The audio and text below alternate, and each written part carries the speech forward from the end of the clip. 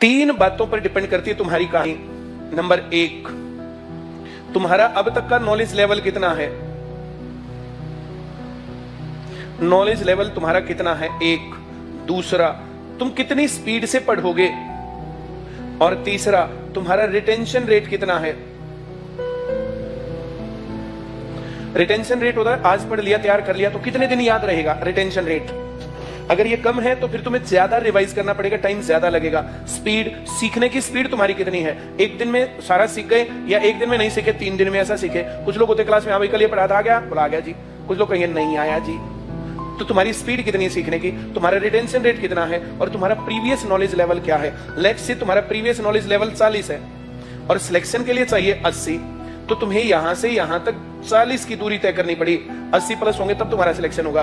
तुम्हारे पहले से ही लेवल 60 है, तुम्हें यहां से यहां तक 20 लेवल क्रॉस करना पड़ेगा। अब तुम्हारा प्रीवियस नॉलेज लेवल 25 है, तो फिर तुम्हें ज्यादा टाइम लगेगा। भाई ज्यादा डिस्टेंस ज्यादा टाइम, कम डिस्टेंस कम टाइम। दूसरा, स्पीड।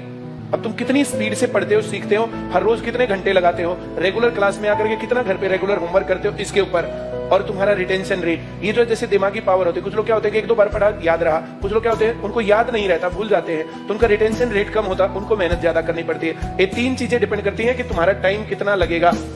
कुछ लोग 3 महीने की तैयारी में नौकरी लग जाते हैं, कुछ 6 महीने की तैयारी में नौकरी लग जाते हैं, कुछ 9 महीने में, कुछ 1 साल में, और कुछ लोगों को 1.5 साल, 2 साल, 2.5 साल और 3 साल भी लगते हैं। अब ये डिपेंड करता है कि तुम्हारा प्रीवियस नॉलेज लेवल कैसा है, अच्छे स्कूल में पढ़े, खराब स्कूल में पढ़े, तुम्हें कितनी बातें पहले वाली आती हैं, फिर तुम्हारी स्पीड कितनी रहेगी, कितने अच्छे तरीके से पढ़ोगे, और फिर रिटेंशन रेट। अब इसके ऊपर भी हम सारी बातों के ऊपर बात करते रहेंगे।